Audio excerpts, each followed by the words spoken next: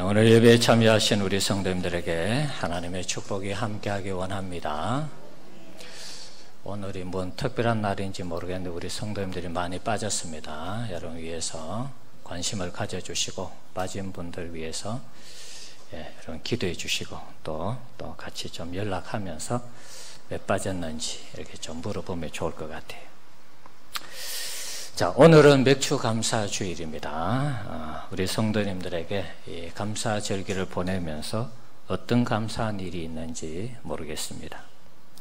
맥주 감사절의 이 기원은 출애굽기 23장 16절에 기원을 가지고 있습니다. 맥주절을 지키라. 이는 내가 수고하여 밭에 뿌린 것에 첫 열매를 거둠이니라. 맥추절을 지키라 이 부분을 원문에서 한번 찾아보면 맥추와 절을 지키라 이런 단어로 구성이 되어 있습니다.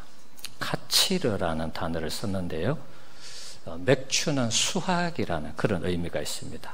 수확물, 수확기 뭐 이런 것이죠. 그리고 절을 지키라는 것은 하그라는 그런 단어를 썼습니다. 축제, 절기 뭐 이런 뜻이 있습니다. 그래서 원문적으로 이것을 해석을 하면 수확물을 거두어 드리는 절기다 그런 의미입니다. 쉽게 얘기하면 수확의 절기, 수확절이다 뭐 이렇게 표현할 수 있을 것 같습니다.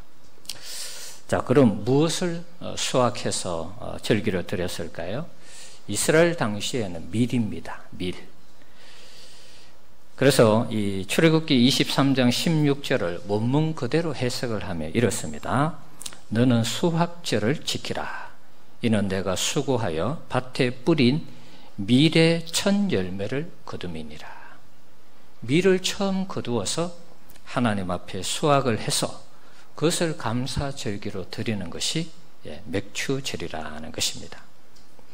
자, 이 맥추절기는 유월절, 유대인들이 지키는 유월절을 중심으로 해서 7주가 지난 이후에 맥추절을 지키게 되었습니다. 유월절은 태양력으로 하면 3월, 4월 정도 됩니다. 그래서 지금 7주가 지나면 한 2달 정도 지나죠. 그래서 7월 첫째 주쯤 되는 시기가 이게 맥추절이 되는 것입니다. 그래서 맥추절을 77절이라 이렇게도 부르기도 하는 것입니다. 자, 그런데 맥추라는 이 우리나라 이 단어를 사전적인 의미로 살펴보면 맥추는 보리가 익어서 거둘만 하게 된 때를 의미합니다. 그러니까 밀이 아니죠. 보리예요. 보리가 익어서 거둘 때를 맥추절로 이렇게 이제 우리가 한 것입니다. 그러니까 원문적으로 접근하면 보리하고 밀하고는 좀 차이가 있지 않습니까? 엄밀하게 얘기하면 성경에서 말씀하는 이 맥추절 의미와 거리가 조금은 있다 이렇게 말할 수 있습니다. 자, 그럼 맥추절 뭐냐? 갑자기 수확절을 지켜서 밀 처음으로 거둘 때 그때 이제 이 수확절을 지켜야 되는데 우리 성경에는 맥추절 지키라 이렇게 되어 있으니까 조금 의아해할 수 있습니다. 맥추절은 우리나라의 상황에 맞게끔 재해석해서 맥추라는 단어를 가져왔다라고 보는 것입니다. 우리는 밀보다는 보리가 익숙하죠. 어려서부터 농사 다 끝내고 나서 가을을 지나고 겨울로 이렇게 지나가면서 봄이 올 때에 우리가 그때 이제 봄 보릿고개라고 하죠. 그때 보리를 이렇게 베어서 또 이렇게 우리가 근근히 살아간 그런 시대가 있습니다. 그래서 밀보다는 보리라는 이것이 오히려 이해도가 높을 것 같아요. 그래서 보리를 추수하고 나서 드리는 절기가 맥추절기가 된 것입니다. 우리나라 상황에 맞게끔 성경을 재해석해서 성경에 기록했다. 뭐 이렇게 보면 되겠습니다. 그럼 지금은 농경사회도 아닌데 굳이 맥추절을 지켜야 되느냐 뭐 이렇게 비판하는 그런 분들도 없지 않아 있습니다. 자, 우리가 이것을 오늘 우리 시대에 다시 옷을 입혀서 재해석을 한다면 1년 중 6개월이 이제 지나갔지 않습니까? 그래서 6개월을 돌아보면서 하나님께서 우리를 어떻게 인도해 주셨는지 어떻게 함께 하셨는지 그것을 돌아보면서 감사절기를 지키는 거 이게 비성경적이냐? 꼭 그렇지는 않다는 것입니다. 얼마든지 6개월을 돌아보면서 감사하는 절기로 지키는 것, 비록 우리가 농사일은 하지 않지만 얼마든지 맥추절을 감사절기로 지키는데 큰 문제가 없다는 것입니다. 데살로니가 전서 5장 18절에 범사에 감사하라. 이것이 그리스도 안에서 너희를 향하신 하나님의 뜻이니라. 이렇게 말씀하셨죠. 그래서 1년 중에 6개월이 지나고 나서 감사하는 절기를 지키는 거 굉장히 성경적이라 저는 그렇게 보는 것입니다. 그래서 비난할 일은 아니고요. 우리가 할 수만 있으면 계속해서 감사의 절기를 보내는 거 귀한 일이고 좋은 것입니다. 지난 6개월을 돌아보면서 감사할 일들이 또 많이 있을 수도 있고 우리 이장로님 기도하신 것처럼 때로는 우리가 또 뭐 안 좋은 그런 일들도 있을 수 있습니다. 그러나 그건 역시도 하나님께서 합력해서 선을 이루게 해 주실 줄 믿고 우리가 감사한다면 이 감사의 절기가 더욱더 의미가 있지 않을까 그런 생각을 해봅니다. 우리가 지난 6개월을 감사할 때 앞으로 주어지는 6개월도 더 많은 감사의 그런 일들이 있게 될 줄 믿습니다. 진정으로 감사할 수 있는 우리 성도님들 되시기 바랍니다. 금요 기도회 때 말씀드린 것처럼 감사의 이 원어는 유카리스티아라는 그런 단어를 썼습니다. 유카리스티아. 이 단어에는 용례가 두 가지 있는데요. 동사로 쓸 때는 깊이 생각한다. 깊이 생각한다. 이런 의미가 있고 명사로 쓸 때는 은혜와 복 뭐 이렇게 해석할 수 있습니다. 그래서 이 두 용례를 종합해서 보면 감사라는 것은 내가 받은 은혜와 복에 대해서 깊이 생각하는 것입니다. 한번 따라합시다. 내가 받은 은혜와 복에 대하여 깊이 생각하는 것이 감사다. 네, 그래서 여러분들 6개월 동안의 삶을 돌아보면서 내가 하나님께 받은 은혜와 복이 무엇인가? 그것을 생각하면서 감사 절기를 보내는 것, 이게 맥주 감사절의 의미와 연관이 있다는 것입니다. 자, 우리 성도님들 6개월 동안 하나님께서 우리에게 베풀어 주신 은혜와 복이 무엇인지를 잘 살펴서 그것을 가지고 감사하는 우리 성도님들 되었으면 합니다. 자, 거기에는 다양한 은혜와 복이 있을 것입니다. 개인마다 다르고 가정마다 다릅니다. 좋은 일이 있을 수도 있고 또 안 좋은 일도 있을 수도 있습니다. 좋은 일에 감사하는 것은 뭐 누구나 쉽게 다 할 수 있는 일이죠. 그런데 안 좋은 일에 우리가 감사할 수 있다. 차원이 다른 그런 신앙인의 모습이죠. 안 좋은 일도 여러분들이 하나님은 모든 것을 합력해서 선을 이루게 하신다고 그러잖아요. 그러니까 안 좋은 일도 합력해서 선이 되어서 나중에는 좋은 일로 하나님께서 인도하신다는 것입니다. 이런 믿음을 가지고 비록 지금은 안 좋은 것 같지만 그것마저도 하나님의 섭리의 손길이라 이렇게 믿으시고 감사할 수 있는 우리 성도님들 되시기를 바랍니다. 자, 그럴 때 우리 신앙에 유익이 있는 것입니다. 안 좋은 일이 있을 때 자꾸 원망하고 불평해봤자 누구 손해입니까? 우리만 손해입니다. 내 마음만 아프고 우리 가족들 힘들게 하고 뭐 다 그렇죠. 안 좋은 일도 하나님께서 합력해서 선이 되도록 하실 거야. 그런 믿음 가지고 감사해 보십시오. 네. 아마 그러면 마귀가 깜짝 놀라서 도망갈 것 같아. 야, 뭐 이런 사람 다 있어. 그렇지 않겠습니까? 불만 속에 감사가 숨어 있다라는 글을 쓴 김민정 목사님이 계십니다. 그분의 글을 한번 소개하겠습니다. 수년간 매일 기도문을 써서 올리는 일을 해왔습니다. 처음에는 직장인들을 위한 기도문을 365일 동안 써서 출간했습니다.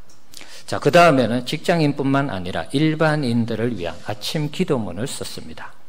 2019년을 맞이하면서 마음 가운데 하나님을 찬양하는 아침 기도문을 써야겠다는 생각이 들었습니다. 사실 이건 엄청 어려운 일이었습니다. 왜냐하면 우리의 기도는 90% 이상 강구려되어 있으니 말입니다.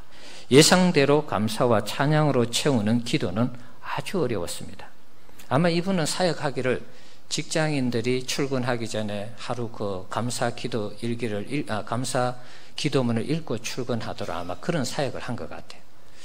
그래서 감사함으로 시작하게 하고 또 일반인들도 감사함으로 하루의 일상을 시작하게 하고, 그러다가 2019년도에는 하나님을 찬양하는 아침 기도문을 써야 되겠다, 이런 감동을 받았다는 것이죠.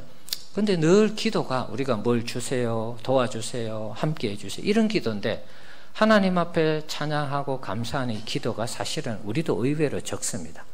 이것을 매일 하려니까 힘이 들었던 것 같아요.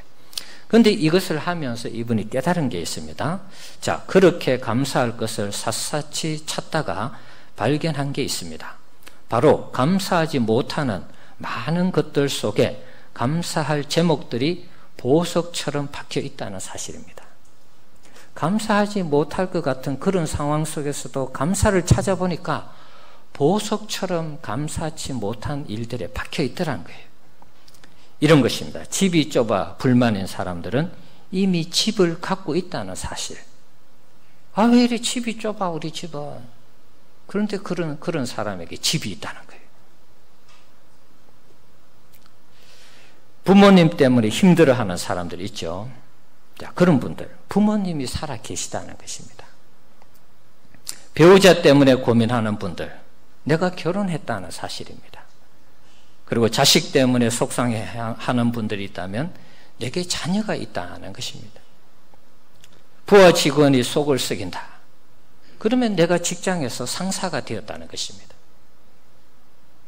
그런 의미에서 이분이 어떤 불평 속에서 박혀있는 이 감사, 보석 같은 이 감사를 발견한 것입니다. 이처럼 불만을 가질 어떤 대상을 가지고 있는 그 자체가 감사할 일이 많다는 것입니다. 자, 당신은 무엇에 불만을 품고 있습니까? 그 안에 감사의 보석이 숨어 있습니다. 자, 이분의 이 글을 읽으면서 제가 참 공감을 했습니다. 우리가 불평하는 그 일들 속에 남들이 없어하고 고민해하고 괴로워하는 것들이 의외로 많다는 것입니다. 그러니 우리가 좋은 일이든 나쁜 일이든 범사에 감사하면 하나님은 모든 것이 합력하여 선을 이루게 해주시는 것입니다. 눈앞에 보이는 일로 인해서 일이 일비하지 마시고 멀리 내다보면서 하나님께 감사할 수 있는 우리 성도님들 되시기 바랍니다. 자, 오늘 본문을 보시면 기도를 계속하고 기도에 감사함으로 깨어있으라, 이렇게 부탁하고 있습니다. 기도할 때에 감사를 계속하면서 깨어있으라고 얘기하고 있습니다. 이게 이제 좀 가슴에 안 와닿아서 다른 번역 쉬운 성경들을 한번 찾아봤습니다. 쉬운 성경에 이렇게 되어 있습니다. 항상 기도하며 깨어있으십시오. 기도할 때마다 감사를 드리십시오. 계속 기도하며 깨어있고 기도할 때마다 감사하라는 거예요. 공동 번역에는 항상 깨어있으면서 감사하는 마음으로 꾸준히 기도하십시오. 기도할 때 감사하는 마음으로 꾸준히 기도하라는 것입니다. 표준 새번역, 기도에 힘을 쓰십시오. 감사하는 마음으로 기도하면서 깨어 있으십시오. 감사함으로 기도하고 깨어 있으라는 것입니다. 현대인의 성경, 항상 기도에 힘 쓰십시오. 기도할 때 정신을 바짝 차리고 하나님께 감사하십시오. 기도할 때 정신 바짝 차려서 감사하는 기도를 하라는 것입니다. 그러니까 이것을 종합하면 기도할 때마다 감사해서 깨어 있으라는 것입니다. 한번 따라합시다. 기도할 때마다 감사해서 깨어 있자. 기도하는 그 내용마다 감사가 들어가야 된다는 거예요. 이 말을 거꾸로 하면 감사가 빠지는 기도는 깨어있는 기도가 아니다, 이렇게 말할 수 있어요. 가끔 이제 우리가 어떤 기도를 할 때, 저도 기도를 할 때 그냥 앞에 아무 생각 없이 하나님 감사합니다, 이렇게 시작하는 경우가 종종 있어요. 그래서 제가 어떤 경우에는 너무 형식적인 거 아닌가, 뭐 그런 생각을 한번 해봤습니다. 그런데 이 말씀을 보니까 그게 꼭 형식적인 게 아니에요. 항상 감사를 하면서 깨어서 기도를 시작하니까 어떻게 보면 오늘 본문이 얘기하는 그런 어떤 기도와 일맥상통하는 것입니다. 우리가 깨어있지 못하면 우리는 마귀의 밥이 되는 것입니다. 마귀는 우는 사자와 같이 삼킬 자를 찾아 두루 다니면서 우리를 호시탐탐 노리고 있습니다. 감사의 기도로 깨어있지 못하면 우리는 언제든지 마귀의 밥이, 마귀의 표적이 될 수 있다는 것입니다. 그러니 우리의 믿음의 성도님들은 늘 감사가 입에서 떠나서는 안 되겠습니다. 그래서 바울은 데살로니가 전서 5장 18절에서 감사하는 것이 하나님 뜻이라고 이렇게 말한 것입니다. 감사로 끼어있는 것, 감사하는 것이 하나님 뜻이다. 이게 연결이 되는 것입니다. 범사에 감사할 때 마귀를 이길 수 있고 결국 하나님의 뜻을 이루면서 우리 성도님들이 날마다 승리하는 신앙생활을 할 수가 있는 것입니다. 우리 성도님들 범사에 감사하면서 늘 깨어서 신앙생활을 할 수 있기를 바랍니다. 작년에 우리가 감사 시리즈로 10주 가까이 말씀을 살펴보았습니다. 자, 그런데 시간이 지나면서 저도 이 감사를 이제 어느 순간부터 잊어버린 것 같아요. 우리 구역장님들하고 카톡에서 3가지 이상 5가지 이렇게 감사 제목을 한참 나누다가 이제 뭐 알아서 합시다 그래서 안 했는데 그때부터 자연스럽게 사라져 버렸어요. 우리 성도님들 어떤지 모르겠습니다. 시간이 지나면서 잃어버렸던 이 감사를 다시 회복해야 되겠습니다. 감사하면 아까 얘기했죠. 마귀가 당황할 것 같아요. 분명히 불평하고 원망해야 되는 순간인데 성도들이 그때 감사하니까 마귀들이 어떻게 할 줄 몰라 할 것 같아요. 감사가 사라지는 그 마음에 원망과 불평이 찾아오죠. 그때 마귀가 우리를 사로잡아서 자신의 도구로 쓰는 것입니다. 자꾸 불평하는 원망하는 마음을 가지고 가정을 힘들게 하고 교회를 힘들게 하고 그런 일을 통해서 계속 어둠의 일들을 하는 것입니다. 그런데 우리가 원망하고 불평한 일이 있을 때 하나님께서 합력해서 선을 이루게 하실 거야. 그런 믿음의 고백을 하면서 이것까지도 하나님 감사합니다. 그럴 때 마귀가 상당히 당황하지 않겠습니까? 이상한데 분명히 원망하고 불평해야 되는데 감사한다 그러니까 더 이상 어떻게 쓸 카드가 없는 거예요. 그러니까 마귀가 떠나가지 않겠어요, 여러분? 우리 성도님들 범사에 감사하는 삶을 다시 회복할 수 있기를 바랍니다. 기도할 때마다 늘 감사함으로 깨어서 모든 대적 마귀를 당당하게 물리치는 우리 성도님들 되시기를 바랍니다. 노르웨이에서 전해오는 이야기가 있습니다.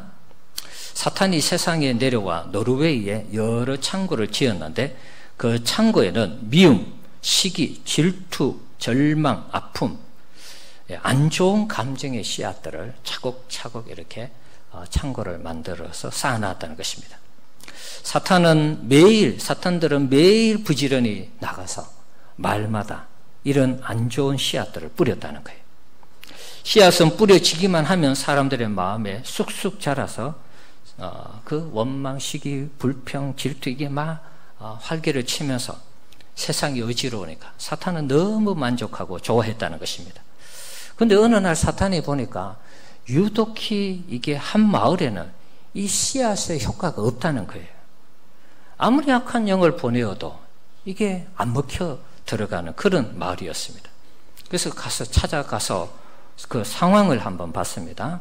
왜 이 마을은 우리가 뿌리는 씨앗에 영향을 안 받는가? 상황을 지켜봤어요. 그러니까 사탄의 노력도 소용없는 그 마을의 이름이 기쁨이었는데 거기에 사는 사람들의 마음에는 감사라는 씨앗이 먼저 심겨져 있더라는 것입니다. 그러니까 감사가 생활의 바탕이 되니까 불평, 원망, 시기, 질투, 미움의 이런 씨앗을 아무리 뿌려도 이게 먹혀들지 않는 것입니다. 자리를 못 잡는 거예요. 그러니까 사탄이 역사할 수가 없는 것이죠. 우리가 감사할 때 마귀가 뿌리는 어떤 악한 씨앗도 우리 심령 속에 자리 잡지 못하는 거 여러분 꼭 기억하시기 바랍니다. 뿌린다 할지라도 그것이 자리를 잡고 자라지 못하게 하는 것이 감사의 심령인 것입니다. 모든 일에 진정으로 감사할 수 있는 우리 성도님들 되시기 바랍니다. 시어머니를 모시고 있는 한 아내가 있었습니다. 남편하고 행복하게 살았는데 근데 남편이 박봉이라 월급이 적어서 시어머니도 잘 모셔야 되겠고 그래서 생활에 보탬이 되면 좋겠다 싶어서 청소부 일을 하기로 그렇게 결심을 했습니다. 그래서 한 대학에 가서 환경미화원으로 일을 하게 되었습니다. 자, 일을 하다 보니까 이제 애들도 태어나고, 애들 자꾸 자라니까 이 밑에 이제 뭐 뒷바라지 하려니까 돈도 들어가고, 그래서 뭐 한 몇 년 하고 그만둬야지 그랬는 것이 계속하게 되었습니다. 애들이 대학 다닐 때까지 다 하게 되었습니다. 그 일을 30년 동안 했다는 것입니다. 얼마나 성실하게 일했든지 대학에서도 그분의 노고를 귀하게 여기고 계속해서 그분을 이렇게 청소부로 일할 수 있도록 써줬다는 거예요. 이분이 없는 형편이지만 한 1,000만 원을 모아서 대학에 기부를 했습니다. 그래서 대학 관계자가 어떻게 보면 참 힘드신데 돈 1,000만 원, 뭐 전 재산과 같은 그런 돈인데 어떻게 이렇게 기부를 할 수 있었느냐, 또 어떻게 기부할 수 있느냐 이렇게 물었을 때 이분이 이런 말을 했다 그래요. 그동안 제게 일할 기회를 주신 학교에 너무 감사합니다. 아들은 리아카를 끄는 제 모습을 전혀 부끄러워하지 않았으며 친구들에게 소개를 했고, 딸도 좋은 신랑 만나서 결혼해서 지금 일본에서 사업을 하고 있습니다. 좋은 직장을 통해 이렇게 감사한 일들이 많이 생겼다고 생각하기 때문에 비록 적지만 어려운 학생들에게 조금이나마 도움이 되었으면 합니다. 그런 마음으로 1,000만 원을 모아서 기부를 했다는 것입니다. 자, 우리 성도님들, 우리가 직장에서 일할 기회가 있다는 거 여러분 한번 감사해 보셨습니까? 이놈의 직장은 월급이 왜 이렇게 작아가지고 말이지, 여기 아니면 어디 일할 데 없어, 그런 마음으로 혹시 여러분 직장생활 하고 있는지 모르겠어요. 사업도 마찬가지입니다. 내가 사업할 수 있는 이런 기회가 주어졌다는 거 감사하잖아요. 사업을 여러분 아무나 하는 거 아니지 않습니까? 사업을 하려면 얼마나 많은 준비를 합니까, 여러분? 우리는 왜 이렇게 사업이 안 돼? 이렇게 불평 맞지 마시고 사업을 할 수 있는 이 기회를 주심에 대해서 감사하면 좋겠어요. 가정도 마찬가지입니다. 우리에게 이렇게 가정을 주심에 대해서도 감사하고, 학교를 다닐 수 있도록 또 인도하심에 감사하고, 왜 나는 이런 학교를 다녀야 돼? 그렇지 마시고 감사해야 돼. 가정도 마찬가지입니다. 감사하면 우리 가정도 점점 회복되어지고 좋아질 거예요.